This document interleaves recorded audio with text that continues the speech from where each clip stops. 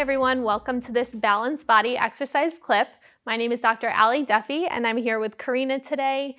I'm a doctor of physical therapy as well as a nationally certified Pilates instructor with the Pilates Arc.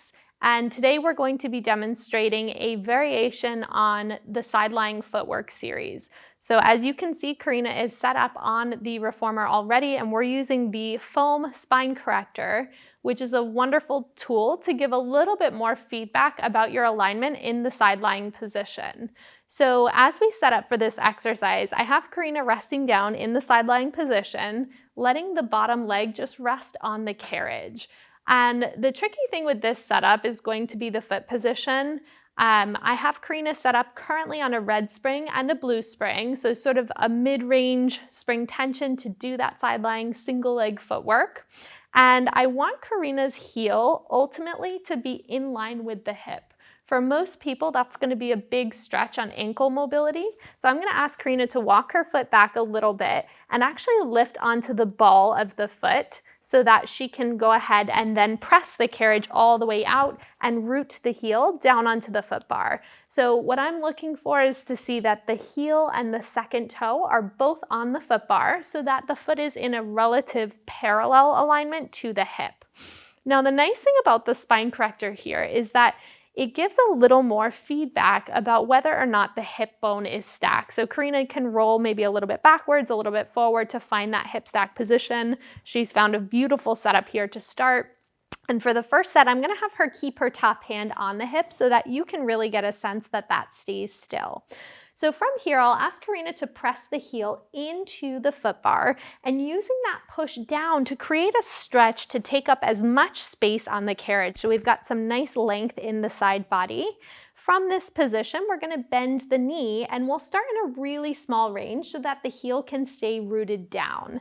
Not only is this a great challenge for the hip, it's also a nice mobilization of the ankle. So for those of you who are a little bit stiff bending into the ankle joint, so as we're working here, I'm looking to see that the kneecap pops straight ahead. For many of you, you might find that your knee is dipping down a little bit towards the floor. You can kind of take a look at your knee even from your own angle if you're doing this on your own to make sure that the kneecap is shining straight ahead and then pushing out while still keeping the length of the spine. So not allowing that top hip to hike towards the top rib cage.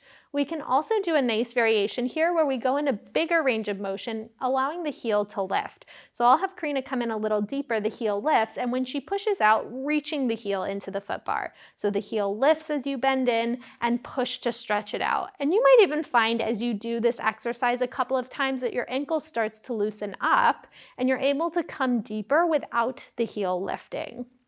So we'll try just two more here and then press it out. And last time, and then I'm going to have Karina hold the carriage all the way out. So in this position now, you can imagine this is though standing on one leg in, the tall standing position.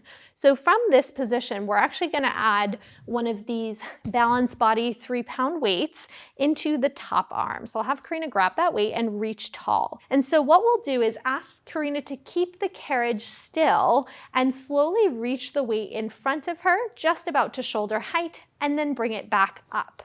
So as I'm cueing her, I'm looking at the shoulder blade. And since we're keeping the relative same height of the shoulder blade can actually stay on the back. So this becomes a great challenge for, of course, your shoulder itself, but also the endurance of your top hip and top oblique to not allow the hip to roll forward as she's adding in that reach.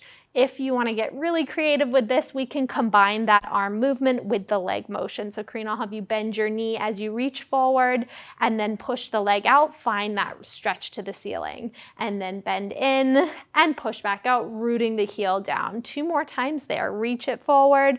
The bottom arm is just resting comfortably on the spine corrector, and last time there. Beautiful. And then we'll have the carriage close. I can take that weight. Excellent. And that concludes our exercise tip for today. Thank you for watching.